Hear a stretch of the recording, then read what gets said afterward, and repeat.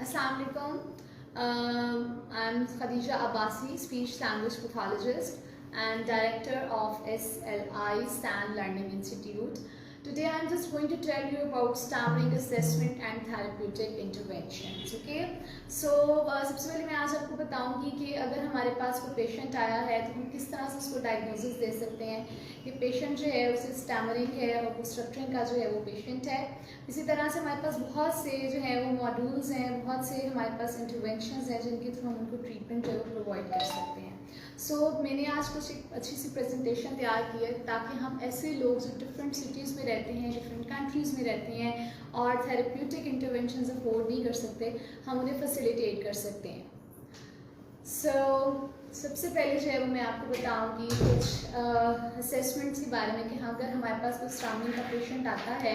तो हम उसकी असेसमेंट कैसे करते हैं। सबसे पहले हम उसकी कॉम्प्रिहेंसिव असेसमेंट करते हैं जिसमें हम जो है वो चाइल्ड का जो है वो डाटा लेते हैं या अडल्ट पेशेंट का जो है वो डाटा लेते हैं कि उसकी एज क्या है और बेसिकली उसकी जो ऑनसेट ऑफ डिसऑर्डर है वो क्या है, किस एज में उसको स्टैमरिंग स्टार्ट हुई है और उसकी कॉजेज़ देखते हैं स्टैमरिंग की। इसी तरह से हमारे पास जो दूसरा हमारा असेसमेंट का जो मेन है वो हमारी होती है डिफरेंसेस असेसमेंट। डिफरेंसेस असेसमेंट में हम देखते हैं कि स्टैमरिंग का जो पेशेंट है उसकी जो डिफरेंसेस हैं वो किस तरह की हैं और कितनी फ्रीक्वेंसी के अंदर जो है वो एक स्टैमरिंग का पेशेंट जो है वो स्टैमरिंग कर रहा है। क्योंकि यहाँ पर मैं चाह रही थी कि आपसे स्लाइड्स भी शेयर कर रही थी, but right now we don't have this option because हम लाइव जा रहे हैं। और यहाँ पर जो है वो मैं आपको बताऊंगी कि अगर हमारे पास कोई पेशेंट आया और हमने ये देखना है कि इसकी कॉजेज़ क्या हैं, स्टैमरिंग की कॉजेज़ क्या हैं, तो हम जो है वो जब डाटा कलेक्ट करते हैं तो हमें आइडिया हो जाता है कि क्या जो स्टैमरिंग है वो 5 साल की उम्र में स्टार्ट हुई थी या 2 से 5 साल की उम्र में अगर स्टैमरिंग स्टार्ट होगी that's mean it's a developmental stammering. लेकिन अगर वो स्टैमरिंग एक्वायर्ड स्टैमरिंग है यानी कि एक ख़ास एज के बाद स्टार्ट हो गई है, मे बी वो न्यूरोलॉजिकल स्टैमरिंग हो या साइकोजेनिक स्टैमरिंग हो। जिस तरह न्यूरोलॉजिकल स्टैमरिंग के अंदर हम देखते हैं कि कोई स्ट्रोक होता है, हेड इंजरीज होती हैं जिसकी वजह से एक पेशेंट जो है वो उसको बोलने में प्रॉब्लम आती है, वो हकलाना शुरू कर देता है, रुक रुक के बोलना शुरू कर देता है या अपनी एक साउंड को लंबा करके बोलना शुरू कर देता है। तो बहुत से ऐसे पेशेंट्स हमारे पास आते हैं, जैसे अडल्ट पेशेंट्स हमारे पास आते हैं वो रिपोर्ट करते हैं कि पहले हमें स्टैमरिंग नहीं थी, लेकिन क्या होता है कि वो रिपोर्ट करते हैं कि हमें कोई हेड इंजरी हुई थी, हमारा कोई एक्सीडेंट हुआ था जिसकी वजह से जो है वो हमें स्टैमरिंग जो है वो स्टार्ट हो गई। इसी तरह से अगर हम देखें जब हमारे पास कोई पेशेंट जैसे स्ट्रोक का पेशेंट में देख रही थी तो वो हकलाना शुरू हो गया, बोलने में उसको जो है वो रुकावट होने लग गई, ब्लॉक्स देना शुरू हो गया, पॉजेस देना शुरू हो गया, एक साउंड को रिपीट करने लग गया, तो वहाँ पर क्योंकि उसका ब्रोकाफेजिया था उसके साथ उसकी स्टैमरिंग भी स्टार्ट होगी। तो ये जो स्टैमरिंग है ये बेसिकली न्यूरोलॉजिकल स्टैमरिंग है। इसी तरह से साइकोजेनिक स्टैमरिंग होती है, कोई साइकोलॉजिकल ट्रॉमा या कोई डिप्रेशन या कोई एंजाइटी जिसकी वजह से एक पेशेंट जो है वो सडनली जो है वो उसके ब्रेन के अंदर जो है वो वर्ड्स जो है वो प्रोसेस नहीं हो रहे होते, जैसे अनोमिया के हमारे पास पेशेंट्स होते हैं। इसी तरह से जैसे वो स्ट्रोक से रिलेटेड है, लेकिन समटाइम ऐसा होता है कि कोई नेमिंग डिफ़िकल्टी आना शुरू हो जाती है जनरली भी, क्योंकि इतनी ज़्यादा जो है वो मेमोरी के ऊपर जो है इफेक्ट करता है डिप्रेशन, जिसकी वजह से बच्चा या जो भी अडल्ट पेशेंट है वो स्टैमरिंग स्टार्ट कर देता है। अब ज़रूरी नहीं है कि स्टैमरिंग के अंदर हम ये देखें कि स्टैमरिंग जो है वो साइकोजेनिक स्टैमरिंग है या फिर न्यूरोलॉजिकल स्टैमरिंग है। हम ये भी देखते हैं कि स्टैमरिंग की और क्या फैक्टर्स हो सकते हैं, जैसे कि बहुत दफ़ा ऐसा होता है कि कोई आर्टिकुलेटरी डिफ़िकल्टी होती है, जैसे कि बहुत से लोग बच्चे होते हैं जिन्हें जो है वो वर्ड्स प्रोनाउंस करने नहीं आ रहे होते हैं, जिसकी वजह से सडनली वो हकलाना शुरू कर देते हैं, रुक रुक के बोलते हैं, पॉज दे के बोलना शुरू कर देते हैं। इसी तरह से बहुत से हम देखते हैं कि कोई मॉर्फोलॉजिकल जो है वो डिफ़िकल्टीज आती हैं, जिस तरह से जो सेलेबल्स हैं उनको दूसरे सेलेबल के साथ मिलाना, उसको मिलाकर उसको मीनिंग देना, वो समझने में उनको प्रॉब्लम आ रही होती है, यानी एक वर्ड को जो है वो अंडरस्टैंडिंग लेवल पर जो है वो अंडरस्टैंड ना करना। इसी तरह से हम देखते हैं कि वोकेबलरी का कम होना, लिमिटेशंस ऑफ वोकेबलरी, यानी कि समटाइम जो है वो हमें वर्ड्स नहीं मिल रहे होते हैं स्पेसिफिकली किसी सेंटेंस को बात को कंप्लीट करने के लिए, और इस तरह से MLU को मीन लेंथ ऑफ अटरेंस को हम कहते हैं। जैसे कि हम देखते हैं कि बहुत से हमारे पास पेशेंट्स आते हैं और वो ये रिपोर्ट करते हैं कि बच्चे के जो हैं वो फ्रेजेस जो हैं, बच्चा फ्रेजेस कंप्लीट नहीं बोल रहा है या फिर उसे बोलने में डिफ़िकल्टी आ रही है। तो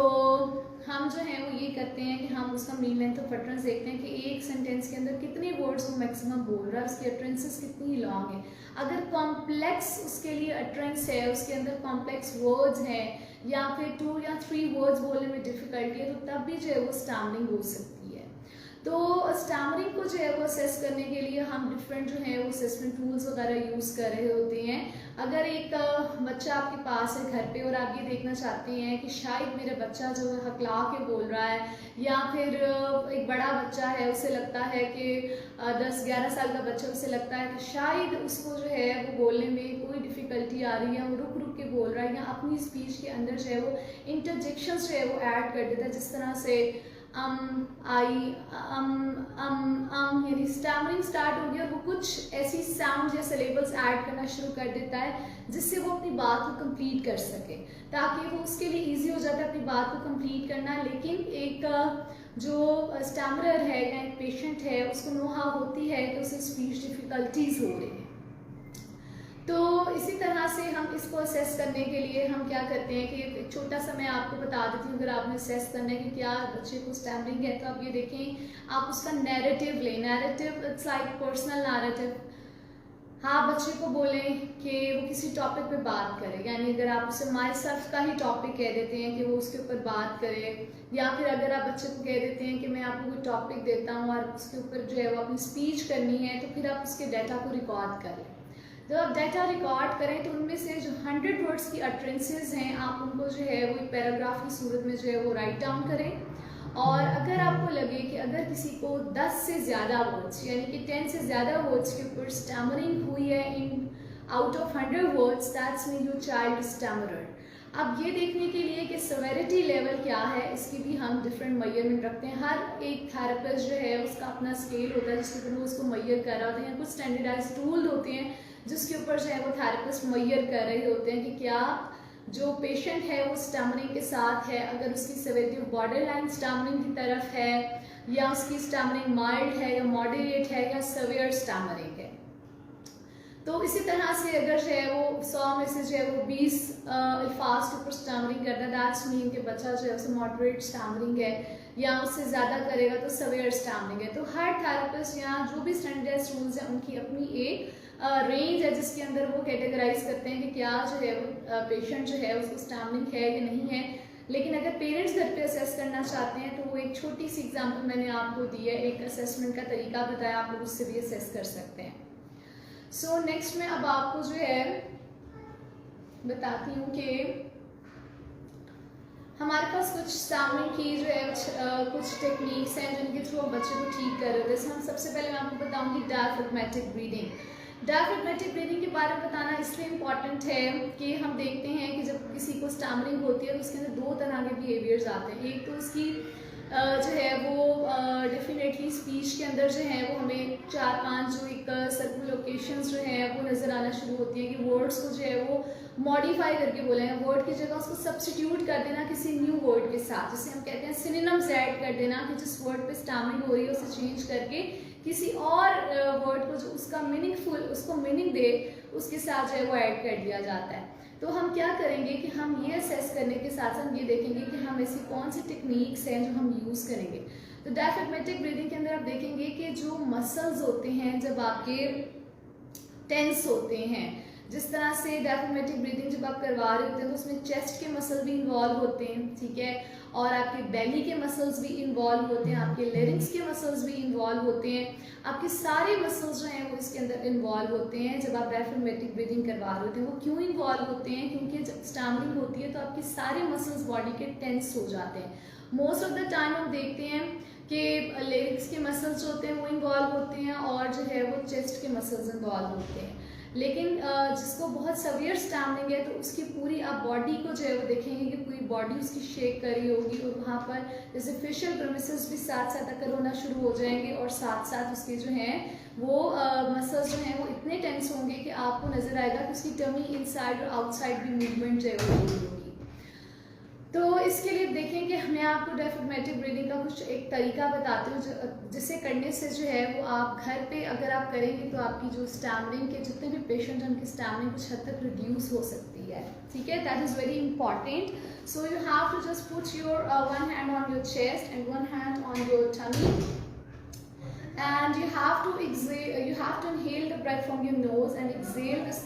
air passage from your mouth. It's like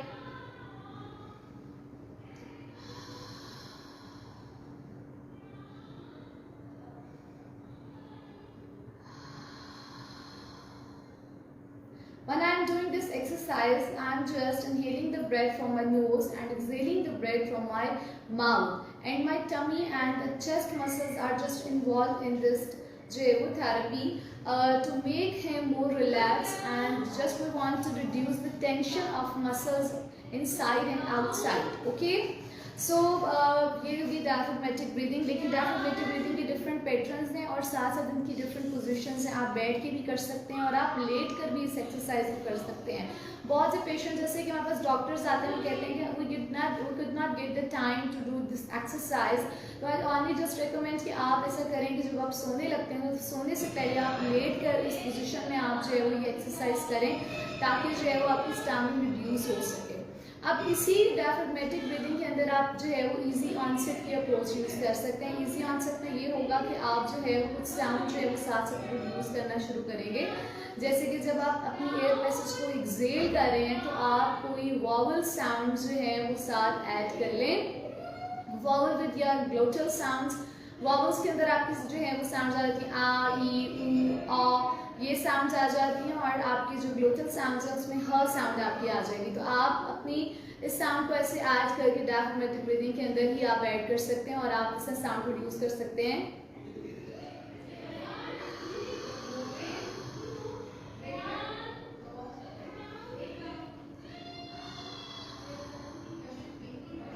it would be like this कि आप जो हैं जब इस जो है वोवल साउंड को ग्लोटल साउंड के साथ जो है वो मिला रहे हैं, और जब तक वो साउंड रिड्यूस ख़त्म नहीं हो जाती, फिनिश नहीं हो जाती, तब तक आपने इजी ऑनसेट के अंदर रहते हुए उस साउंड को जो है वो प्रोनाउंस करना है जब तक वो फिनिश नहीं हो जाती है।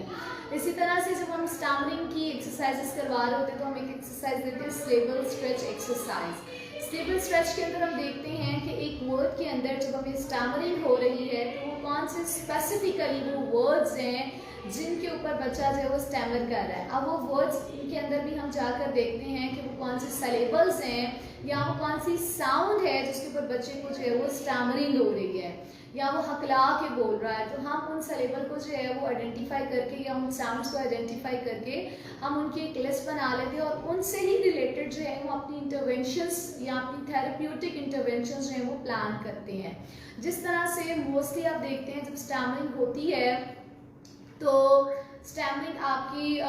कौन से साउंड्स पर होती है, जैसे कि आप कह लें कि म साउंड यानी लिप साउंड पर बहुत ज़्यादा लोगों को स्टैमरिंग होती है। इसी तरह से फ्रिकेटिव्स के ऊपर बहुत ज़्यादा स्टैमरिंग होती है, स श साउंड्स के ऊपर। तो जब आप देखेंगे स के ऊपर आपको स्टैमरिंग हो रही है तो आप उसको सिलेबल स्ट्रेच करेंगे। आप डायफ्राग्मेटिक ब्रीदिंग के साथ भी करवा सकते हैं और आप इसको जो है वो पार्ट ऑफ दिस जो है वो एक्सरसाइज भी कर सकते हैं। लाइक आप ये कह सकते हैं कि सिलेबल स्ट्रेच के अंदर कि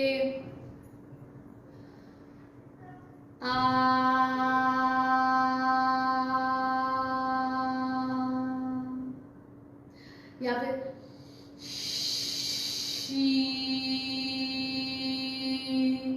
स्टेबल स्ट्रेच के अंदर मैंने दोनों साउंड्स को एट अ टाइम जो है वो स्ट्रेच किया है, लेकिन स्टेबल स्ट्रेच के अंदर आप जो है वो एक स्पेसिफिक साउंड को भी स्ट्रेच कर सकते हैं, नॉट ओनली 2 साउंड्स। तो अगर आपके पास 1 साउंड भी है और उसके ऊपर सिर्फ स्टैमरिंग है तो आप 1 के साथ भी कर लें। अदरवाइज स्टेबल स्ट्रेच का मतलब है कि 2 और 3 साउंड्स जो भी आपकी स्टैमरिंग के अंदर आ रही हैं आप उनको इकट्ठे जो है वो प्रोलॉन्ग करके जो है वो आप स्ट्रेच कर सकते हैं। इसी तरह से आप देखेंगे जब हमारे पास फ्रिकेटिव साउंड्स के अलावा हमारे पास जो बाइलेबियल साउंड्स हैं उनके भी बहुत स्टैमरिंग होती है। जैसे बहुत से पेशेंट्स जब मामा बाबा बोलते हैं तो उन्हें बहुत ज़्यादा स्टैमरिंग हो रही होती है, या इनिशियल वर्ड के ऊपर जो है वो सेंटेंस स्टार्ट करते हुए इनिशियल वर्ड के ऊपर बहुत ज़्यादा स्टैमरिंग होती है, तो हम वहाँ पर भी उसको पूरे वर्ड को स्ट्रेच कर सकते हैं। जैसे कि जब हम बात करें और सेंटेंस बोल रहे हैं कि मामा ने आज खाना देना है, तो हम इस तरह से कर सकते हैं, मामा ने आज खाना देना है। और हम लाइट आर्टिकुलेटरी अप्रोच भी यूज कर सकते हैं। लाइट आर्टिकुलेटरी अप्रोच का मतलब है कि अपने आर्टिकुलेटर्स को बहुत स्मूथली कांटेक्ट में लेकर आना। एक होती है हार्ड आर्टिकुलेशन और एक होती है लाइट आर्टिकुलेशन। जब हम हार्ड आर्टिकुलेशन करते हैं दैट्स मीन कि हम अपने लफ्ज़ों को दबा के बोल रहे हैं, और जब हम लाइट आर्टिकुलेशन करते हैं तो अपने लफ्ज़ों को जो है वो बहुत स्मूथली प्रोनाउंस कर रहे होते हैं। आप देखिए क्योंकि एक स्टैमरिंग का पेशेंट है और फेशियल ग्रिमेसेस भी आ रहे हैं, और उसके अलावा वो बहुत हकला के बोल रहा है और लिप्स ट्रेमर कर रहे हैं, हैंड शेक कर रहे हैं, आपकी पूरी बॉडी जो है वो मसल टेंस जो है वो नज़र आती है कि एक टेंशन रिलीज हो रही है मसल्स के अंदर। तो जब आप लाइट आर्टिकुलेशन करते हैं और बहुत स्मूथली अपनी स्पीच को जो है प्रोनाउंस करते हैं, वर्ड्स को प्रोनाउंस करते हैं, तो आप देखते हैं कि जो पेशेंट है वो बोलते हुए जब उसको पता हो कि उसे फर्स्ट वर्ड्स जब लेना है तो उसने लाइट आर्टिकुलेशन टेक्निक अगर यूज़ किया है, लाइक जैसे पहले हार्ड आर्टिकुलेशन, जैसे मैं बात कर रही हूँ तो मोस्टली हम दबा के बोल रहे हैं। जब हम प्रेजेंटेशन दे रहे होते हैं, कोई इंटरव्यू दे रहे होते हैं, तो हम अपने वर्ड्स को दबा के बोलते हैं। अगर मैंने अब लाइट आर्टिकुलेशन करनी है तो मैं कहूँगी कि मेरी मामा ने आज मुझे खाना दिया। इसमें आप देखेंगे कि मैंने अपने आर्टिकुलेटर्स को कितनी लाइटली कांटेक्ट में लेकर आई हूँ, और मेरी जो वॉइस है और जो मेरी स्पीच के आर्टिकुलेटर्स हैं वो कितना ईजीली जो है वो एक दूसरे के साथ कांटेक्ट के अंदर आए हैं। सो इसी तरह से हमारे पास बहुत सी जो इंटरवेंशंस हैं, क्योंकि ये स्पीच जो है वो पेशेंट्स के लिए है, पेरेंट्स के लिए है, इसीलिए मैं थोड़ा कोशिश कर रही हूँ कि आसान लफ्ज़ों में बता सकूँ। अगर आप लोगों को कोई चीज़ समझ ना आए तो आप साथ साथ मुझे क्वेश्चंस भी कर सकते हैं। इसी तरह से मेरे पास एक न्यू टेक्निक है जिसे हम कॉन्टिन्यूस फोनेशन कहते हैं। कॉन्टिन्यूस फोनेशन का मतलब है कि जैसे हम फ्लो में बात कर रहे हैं, जब हम फ्लो में बात कर रहे हैं तो हम एक रिदम के अंदर बात कर रहे हैं, लेकिन जब हम उसी पैटर्न को सिंगिंग के अंदर ले आते हैं तो वो रिदम या वो स्पीच और ज़्यादा स्मूथ हो जाती है। जैसे कि चैंटिंग ऑफ वर्ड्स, जैसे कि singing sounds, these are more phonetic, these are more continuous phonations. तो हम क्या करते हैं, जब हम स्टैमरिंग के पेशेंट को एक्सरसाइज करवा रहे होते हैं तो हम कहते हैं कि आपने ये सॉन्ग जो है वो हमारे साथ सिंग करना है, या हम एक टारगेट देते हैं कि आपने घर जाके इस सॉन्ग को जो है वो मिरर के आगे खड़े होके इसको जो है वो गुनगुनाना है। जैसे मेरा एक बच्चा था और उसको स्टैमरिंग थी और क साउंड के ऊपर उसे स्टैमरिंग थी, तो मैंने क साउंड से रिलेटेड एक सॉन्ग चूज़ किया और मैंने बच्चे को बोला कि आपने घर जाना है और मिरर के आगे खड़े होकर आपने इस सॉन्ग को जो है वो सिंग करना है। और बहुत, क्योंकि जब आप कॉन्टीन्यूसली उस चीज़ को एक रिदमेटिक पैटर्न के ऊपर बोलते हैं तो आपके आर्टिकुलेटर्स की जो टेंशन है वो रिलीज हो जाती है। तो ये एक्टिविटी भी अगर आप घर पे करेंगे तो इंशाल्लाह आप देखेंगे कि कितनी ज़्यादा इफेक्टिव थेरेपी है। इसी तरह से हमारे पास प्रिपरेटरी सेट्स हैं। प्रिपरेटरी सेट्स जो हैं ये बेसिकली स्ट्रक्चरल मॉडिफिकेशन टेक्निक्स के अंदर आती है, जिसके अंदर हम कोशिश करते हैं कि हम इवेंट्स को या उन सिचुएशंस को मॉडिफाई करते हैं जिसके अंदर पेशेंट को स्टैमरिंग हो रही है।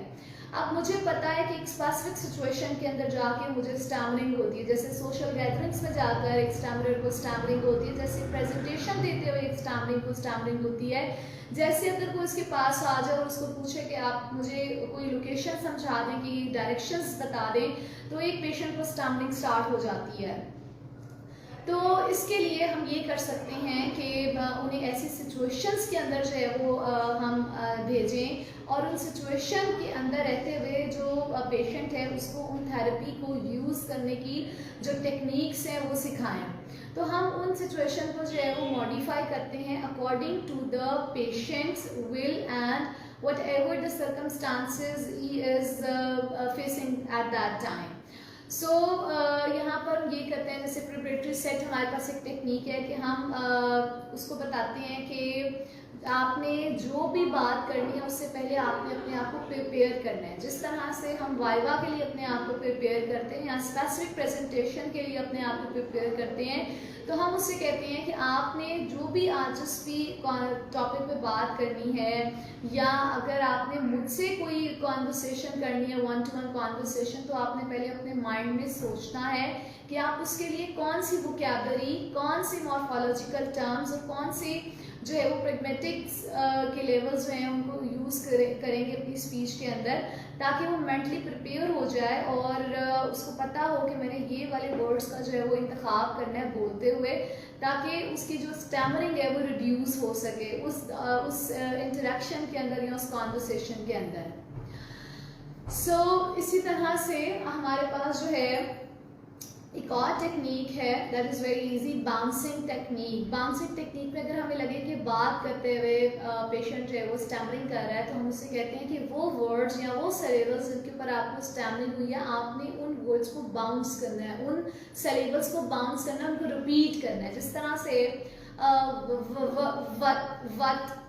वट, तो हम क्या करेंगे कि हमें समझ आ गई कि बच्चा या जो पेशेंट है, अडल्ट पेशेंट, उसको उसके ऊपर स्टैमरिंग है, तो हम उससे कहेंगे कि आपने वो जो सलेबल है वो इसको आपने बाउंस करना है बोलते हुए वट, ताकि जब आप इस तरह से करेंगे तो आपके उन सलेबल्स के ऊपर जो आपकी टेंशन है वो डिक्रीज हो जाएगी और नेक्स्ट टाइम आपको उनको बोलते हुए ईजी होगा। इसी तरह से जैसे कि आप कहते हैं ना, हैबिचुअल पैटर्न्स बन जाते हैं हमारे किसी भी काम को करते हुए, तो हम अपने आर्टिकुलेटर्स को इतना हैबिचुअल कर देते हैं उन सेलेबल्स और उन वर्ड्स के लिए, ताकि टेंशन इतनी डिक्रीज हो जाए कि नेक्स्ट टाइम जब वो पेशेंट बात करे तो उसको उन वर्ड्स या उन सेलेबल्स को बोलते हुए जो है वो आसानी महसूस हो। इसी तरह से लिंकॉम प्रोग्राम है। लिंकॉम प्रोग्राम के अंदर जो है वो हम देखते हैं कि हम ये प्रोग्राम है और एक कैंपर डाउन मेथड है, जिसके अंदर हम पेरेंट्स को जो है वो सेशंस के अंदर इन्वॉल्व करते हैं और साथ साथ उनको भी ट्रेनिंग प्रोवाइड करते हैं। जिस तरह से हम जो है वो पहले ये देखते हैं कि हम कोई मॉडल जो है वो चूज़ कर लेते हैं। जैसे अब घर पे अगर आपने अपने बच्चे के साथ काम करना है, तो आप अपनी ही जो स्पीच है उसको जो है वो आप रिकॉर्ड करें किसी भी टॉपिक पर और बच्चे को सुनाएं और बच्चे से बोलें कि आप इस स्पीच को सुनो और आपने इस स्पीच को जो है वो कॉपी करना है, इसी तरह से इसको आपने रिकॉर्ड करना है इसी डाटा को। तो जब पेशेंट उस डाटा को रिकॉर्ड करता है तो जो भी आपके पेरेंट हैं या जो भी थेरेपिस्ट है वो कहता है कि देखें कि अब जिस तरह इस मॉडल ने बात किया, आपने भी इसी मॉडल की तरह बात करने की कोशिश की है, लेकिन इस मॉडल ने के पास कोई डिस्टेंसेस नहीं थी, उसके जो पैटर्न्स थे वो बहुत ज़्यादा फ्लुएंट थे, कोई डिस्टेंसेस उसके पैटर्न स्पीच पैटर्न में नहीं थी, लेकिन आपने यहाँ पर कुछ ब्लॉक्स शो किए हैं, कुछ इंटरजेक्शंस आपने ऐड किए हैं, कुछ सर्कमलोकेशंस आपने ऐड किए हैं, तो आप उनको जो है वो हाईलाइट करना शुरू कर देते हैं। और फिर उसके बाद आप थेरेपिस्ट को आप जो आपका पेशेंट है या अडल्ट हैं या जो भी हैं वो घर पे अपनी स्पीच को एनालाइज करते हैं। उनको कहा जाता है कि अपने डाटा को सुने और अपनी डिस्फ्लुएंसेस को जो है वो पेपर के ऊपर खुद से लिखिए। जब वो पेपर पे लिख लेते हैं तो उनको कहा जाता है कि अब आपको जो थेरेपी सिखाई गई है, जो आपको इंटरवेंशन सिखाई गई हैं, अब आपने उनमें से कोई एक इंटरवेंशन को चूज़ करना है और उस इंटरवेंशन के अकॉर्डिंग आपने अपने डाटा को दोबारा से बोलना है, दोबारा से अपना नैरेटिव लेना है और उसके बाद उसको जो भी आपकी थेरेपीज़ हैं उनको यूज़ करते हुए आपने उन डिस्टेंसेस को कम करना है। इसी तरह से फिर 14 साइकिल्स जो है वो कुछ लोग 12 साइकिल्स ले लेते हैं, कुछ 14 साइकिल्स ले लेते हैं। जैसे कैंपर डाउन के अंदर हम 14 साइकिल्स के अंदर बार बार उस डाटा को रिकॉर्ड करते हैं और मॉडल का डाटा उसको सुनाते हैं, फिर वो अपने डाटा के साथ कंपेयर करता है और फिर अपने डाटा के अंदर उन एक्टिविटीज़ को जो है वो यूज़ करता है और फिर अपने डाटा को जो है वो कंपैरिजन में लेके आता है। इसी तरह से जो भी घर पे काम कर रहा है, पेरेंट काम कर रहे हैं, कोई अडल्ट पेशेंट काम कर रहा है, वो अपनी स्टैमरिंग को खुद सेल्फ एनालिसिस या रिकॉर्ड करके आप उसको बेहतर कर सकते हैं। और एडल्ट के लिए तो ये एक बेहतरीन तरीका है कि वो अपनी स्पीच को डेली इसी तरह किसी टॉपिक पे बात करें, मिरर के आगे खड़े होकर बात करें और अपने डाटा को रिकॉर्ड करें, मॉडल्स के साथ करें और सेल्फ इवैल्यूएशन करें, तो वो बहुत बेहतर तरीके से अपनी स्टैमरिंग को जो है वो ओवरकम कर सकते हैं। इसी तरह से हम देखते हैं कि हम जो है वो पेशेंट्स को बहुत सी जो है वो एक्टिविटीज़ दे सकते हैं। जैसे कि अगर घर के अंदर आप देखें कि अब अपने बच्चे के साथ आप एक्सरसाइजेस कर रहे हैं स्टैमरिंग की, तो एक बहुत मज़े की टेक्निक हो सकती है कि let's play a host game. Host game ये है कि आप बच्चे को बोलेंगे कि आज मैं आपकी गेस्ट बनूंगी और आप जो है वो हमारे आज सेशन में होस्ट होंगे। तो वो बच्चा जो है वो होस्ट बन जाएगा। होस्ट बन के अपनी मदर से या फादर से जो है वो स्पेसिफिकली जो भी टॉपिक आपने चूज़ किया होगा उसके ऊपर क्वेश्चंस करेगा। तो इस एक्टिविटी से भी बच्चे का जो कॉन्फिडेंस लेवल है वो इंक्रीज होगा, उसको न्यू वर्ड्स वोकैबुलरी यूज़ करनी आएगी और उसके जो पैटर्न्स है स्पीच पैटर्न वो स्मूथ होते जाएंगे और इस तरह से उसकी एंजाइटी भी रिलीव होगी और स्टैमरिंग जो है वो डिक्रीज होना शुरू हो जाएगी। इसी तरह से हम एक कहते हैं कि डायरेक्शन, जैसे अडल्ट पेशेंट्स हैं, मतलब मेरे पास कुछ ऐसे पेरेंट्स थे जिन्होंने मुझे कहा कि जी स्टैमरिंग खत्म हो गई, अब हम सेशंस ख़त्म करना चाह रहे हैं, हम फॉलो अप सेशंस भी नहीं लेना चाह रहे हैं। तो फिर मैंने उन्हें कुछ टेक्निक्स बताई कि आप वो टेक्निक्स आप घर पे यूज़ कर सकते हैं। जैसे कि मैंने अपने लास्ट फॉलो अप सेशन में एक बच्चे से कहा कि मुझे आपने एक डायरेक्शन समझानी है, अगर मैंने जो है वो कैलरी ग्राउंड से जो है वो आपके घर तक जाना है तो किस तरह से मैं जाऊंगी, क्या डायरेक्शन आप मुझे समझाओ। जब वो बच्चा बिल्कुल स्टैमरिंग नहीं कर रहा था, लेकिन जब मैंने उसे डायरेक्शन समझाने को कहा तो वो कंफ्यूज हो गया और उसे वो डायरेक्शन समझानी नहीं आ रही थी। तो इस तरह हम एक ये भी टेक्निक यूज़ कर सकते हैं ताकि बच्चे का जो कॉन्फिडेंस लेवल है वो इंक्रीज हो। इसी तरह आप किसी अडल्ट पेशेंट को भी आप रेंडमली आप घर पे कह सकते हैं, या अडल्ट पेशेंट इस तरह से कर सकता है कि किसी से कहे कि कोई मुझे जो है वो लोकेशन समझाया, और जो लोकेशन समझा रहा तो इंटरवीन करके अंदर जो है वो साथ साथ अपना इनपुट डाले, उससे कम्युनिकेट करे उस तरह से। इसी तरह से हम जो है वो डिफरेंट जो है वो रीडिंग स्ट्रैटेजीज यूज़ कर सकते हैं कि मैं अब आपको एक जो है वो एक रीडिंग के लिए एक जो है वो मोनोलॉग पढ़ने के लिए दूंगी, या आप ये कह लें कि मैं आपको कोई पैराग्राफ पढ़ने के लिए दूंगी, ये 100 वर्ड्स का पैराग्राफ, और आपने 2 to 3 वर्ड्स के बाद जो है वो स्पेसिफिकली पॉज लेना है, या फिर 3 वर्ड्स बोलने के बाद आपने डीप ब्रीथ करना है या फिर मैटिक ब्रीदिंग करनी है ताकि एंजाइटी रिलीफ हो। फिर इसी तरह 3 वर्ड्स को इंक्रीज करते जाएंगे, 4 वर्ड्स पे ले आएंगे, फिर 5 वर्ड्स पे ले आएंगे, और फिर पूरा जो है वो सेंटेंस बोलने के बाद हमसे कहेंगे पॉज लेना है, आपने अपनी डीप ब्रीदिंग करनी है, आपने जेंटल ऑनसेट वाला अगर यूज़ करना चाहते हो तो वो यूज़ करना है। इसी तरह से हमारे पास जो है वो और भी आ जाते हैं द ग्रीटर। ग्रीटर मीन कि आप किस तरह से जो है वो लोगों से सोशल गैदरिंग्स में जाके इंटरेक्शन करते हो। स्पेसिफिकली जैसे आप बच्चों को कहते हैं कि अच्छा, बच्चा कहते हैं मैंने नहीं जाना, मैं एंजाइटी होती है, मुझे कहीं जाता हूँ, मुझे इंसल्ट फील होती है, सोशली वो जो है वो डिस्कनेक्ट होना शुरू हो जाता है। तो आप बच्चे को ऐसे सोशल सिनेरियोज में भेजें, लेकिन अपने साइकोलॉजिस्ट से डिस्कस करके बच्चे के डिप्रेशन एंजाइटी लेवल को चेक करते हैं, क्योंकि जितने भी स्टैमरिंग के पेशेंट्स होते हैं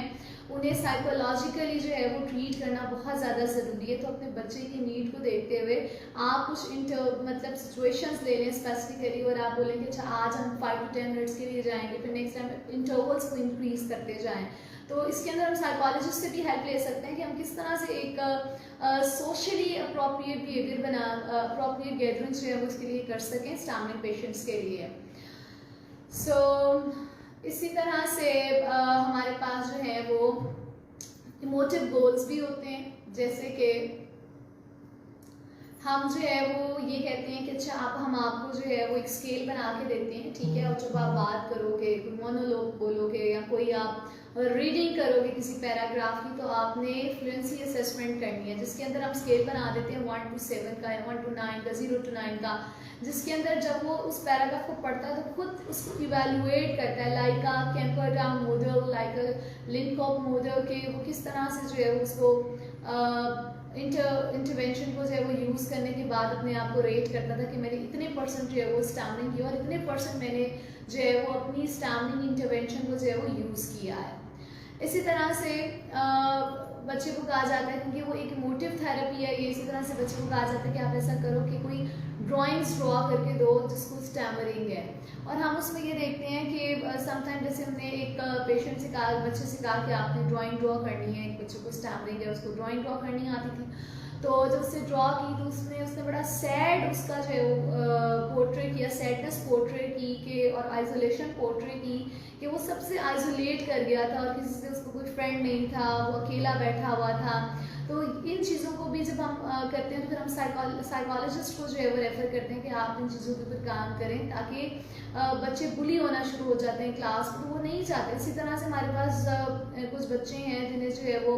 आर्टिकुलेटरी इश्यूज़ हैं, फोनोलॉजिकल एंड आर्टिकुलेशन डिसऑर्डर्स हैं। क्लास में बच्चों को आइडिया नहीं होता, वो एक दूसरे को बुली करते हैं, जिसकी वजह से जो है वो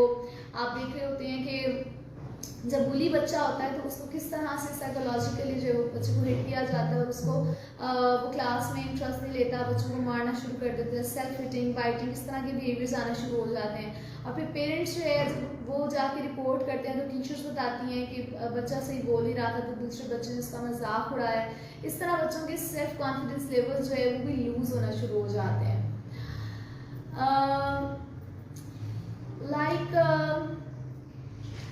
अब जो मैंने आपको स्टैमिना की जो कुछ थेरेपीज बताई हैं, ज़रूरी नहीं है कि हर थेरेपी जो है वो हर पेशेंट के लिए एप्लीकेबल हो। हमें देखना है कि एज ऑफ ऑनसेट क्या है, हमें देखना है कि कॉजेज़ क्या है स्टैमरिंग के, हमें देखना है कि वो सिचुएशंस कहाँ हैं, क्या हैं जिनके अंदर स्टैमरिंग हो रही है, और हमें देखना है कि वो कौन से लोग हैं जिनके साथ बात करते हुए पेशेंट को स्टैमरिंग हो रही है। क्योंकि बहुत से जो अडल्ट पेशेंट्स हैं उन्होंने मुझे रिपोर्ट किया कि जब वो अपने फादर से कम्युनिकेट करते हैं तो या फिर वो किसी जो है वो अपने प्रोफेसर से कम्युनिकेट करते हैं स्पेसिफिकली तो उनको स्टैमरिंग ज़्यादा होती है। इसी तरह से कुछ ऐसे भी थेरेपिस्ट होते हैं जिनको देखकर ही स्टैमरिंग स्टार्ट हो जाती है। कुछ एडल्ट पेशेंट ऐसे भी होते हैं अपने थेरेपिस्ट को देख के स्टैमरिंग स्टार्ट कर देते हैं। इसका मतलब ये नहीं कि थेरेपिस्ट की जो डीलिंग है वो पुअर है, इसका मतलब ये है कि उनके माइंड में कहीं ना कहीं होता है कि he is just evaluating my speech level and my stuttering. तो ये चीज़ें देखना बहुत ज़्यादा इम्पॉर्टेंट है कि क्या एज है और क्या सिनेरियोज़ हैं जिनके अंदर जो है वो स्टैमरिंग अकर हो रही है। तो जब कभी भी किसी को भी स्टैमरिंग हो तो हमने यहाँ पे छोटी छोटी सी कुछ टेक्निक्स बताई हैं। डेफिनेटली मैं इतना डिटेल में तो नहीं बता सकी, बहुत सी जो है वो स्टैमरिंग की टेक्निक्स हैं और बहुत इन डिटेल हैं, बहुत लंबे लंबे प्रोग्राम्स हैं और हमारी बुकलेट्स हैं जिनके थ्रू हम इनको इंटरवेंशंस प्रोवाइड कर रहे होते हैं। लेकिन क्योंकि बहुत से लोगों ने रिक्वेस्ट की हुई थी कि हमें स्टैमरिंग के ऊपर बात करें, बहुत सी डिफरेंट सिटीज़ में जो कि यहाँ पे पाकिस्तान में नहीं आ सकते हैं और उनको कुछ हेल्प चाहिए थी, तो हमने ये डिसाइड किया कि आज हम SLI के पेज से जाएं और वहाँ पर जो है वो लोगों को जो है वो थोड़ी सी इंफॉर्मेशन दें अबाउट स्टैमरिंग। तो अगर कभी भी आपको किसी भी तरह की स्टैमरिंग से रिलेटेड कोई प्रॉब्लम आ रही है, कुछ भी अगर आपको घर पे देखना पड़ा कि बच्चे के अंदर कोई डिस्पेंसेस आ रही हैं, तो आप SLI में आ सकते हैं या आप हमें इनबॉक्स कर सकते हैं अपनी प्रॉब्लम्स को, ताकि जो है वो हम आपके क्वेश्चंस को जो है वो रिप्लाई कर सकें और आपके बच्चों की या अडल्ट पेशेंट्स को हम हेल्प आउट कर सकें। So thank you so much, आप लोगों ने जो है वो इस लाइव वेबिनार को जो है अटेंड किया और डेफिनेटली होपफुली आप लोगों ने इससे बहुत कुछ सीखा होगा। Thank you so much.